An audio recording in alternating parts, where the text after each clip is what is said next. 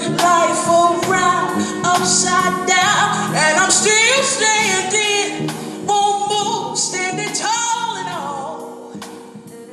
What was the biggest surprise post-marriage that you thought that single was just gonna fix? I didn't get none every night. I'm just trying to be honest with you. Then I remembered my prayer, which was, God, give me what I need when you're ready for me to have it.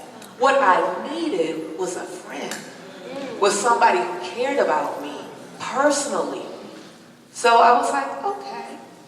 If you really want to be with her, then you'll understand like what comes along with that. Because at the end of the day, she has to understand that I got some downfalls on me and I got some things that she gonna have to live with.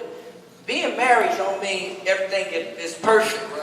Being married is, I got faults, you got faults. We have to learn how to live with those faults. Ladies, how many people got a list in here? Ladies and gentlemen, who got a list? Be honest. I don't know about y'all, but I'm learning. Some things, now some things, honey, all right? VIP, some things, I'm gonna need you to have teeth.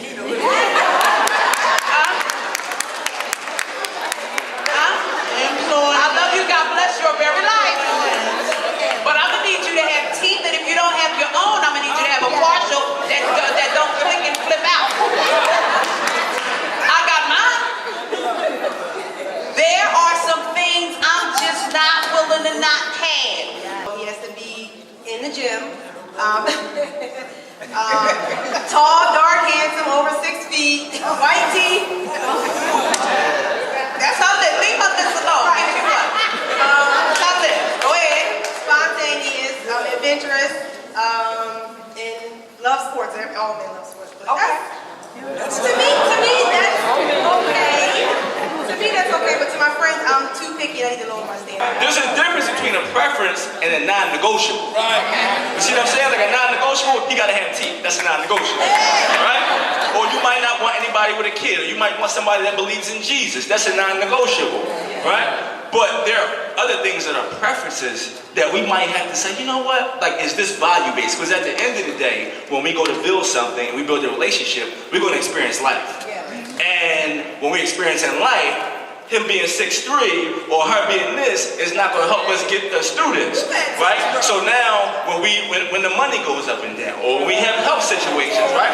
We're going to experience all these things. Yeah, we're going to overcome them, but we're going to experience them. And so at that point, we need somebody that is in line with our values so we can get through it together. One thing that I hear a lot, see a lot, experience a lot, is it's easy to just call someone skeezy without understanding why a choice is made. When do we ever heal or actually get a chance to reset ourselves when we're still trying to come to terms with something ugly that happened, that someone made a choice to do against you, that you might have felt it was your fault, but you were too young to actually make the decision on your own, and you grow up in a very sexualized society. So as you're still trying to figure out what just happened, you have more things happening. And now all of a sudden you're an adult and you make these decisions that are marred in an experience you haven't addressed. And now you have quote unquote bodies, as the millennials say, and you're trying to figure out, okay, how do I stop this cycle? But I'm being called to skis, but I didn't even know what that was when it happened initially. So how do we get to that place, knowing that we'll still be called to skis, when we haven't even healed from something that was wrong? If we don't heal from our past becomes our future.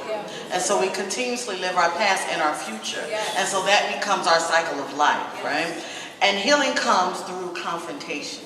And so whether it is the confronting of those behaviors, those attitudes, those ideas in ourselves, or confronting the ideas about who you are as a result that has happened to you, speaking truth to the experience is the pathway to healing. And so as you're talking about talking to someone, whether it's a professional or just not holding it inside yourself. So we have to be honest with ourselves, first of all, that I really don't want God in my business unless I have a problem. Because most of us, that's just the way we live as believers. We live from drama to drama. Right? God is good as long as I got an issue. And then when I don't got an issue and everything is going okay in my life, I'll see you when I get back. Most of us get somebody, as a matter of fact. We come to church faithful Pastor Fitzgerald, they don't come to Bible study no more after they get a man. But they was dancing every Tuesday night like it was Sunday morning until they got it. And let me tell you something about men. Men, for the most part, will not engage because many of us want somebody that's holy enough to come to church on Sunday and put their hands up, but still unholy enough to put their pants down on Sunday night. That's number one. Number two, men for the most part are tired of hearing it. I'm glad that my sister is doing this evening because it's even-handed. But let me tell you this, men ain't gonna come out and say it because most of them scared, but I ain't scared of nothing.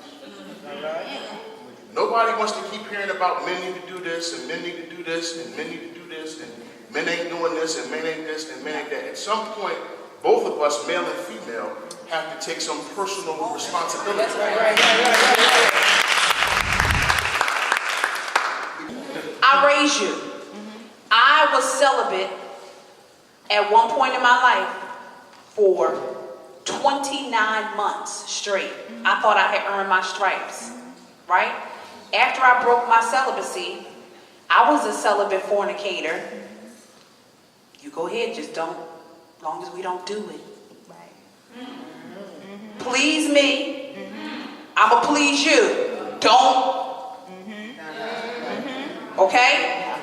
So in my feeble, sick mind, as long as you don't, because this is the cookie. Right. As long as you don't take the cookie, I still can hold on to this celibate.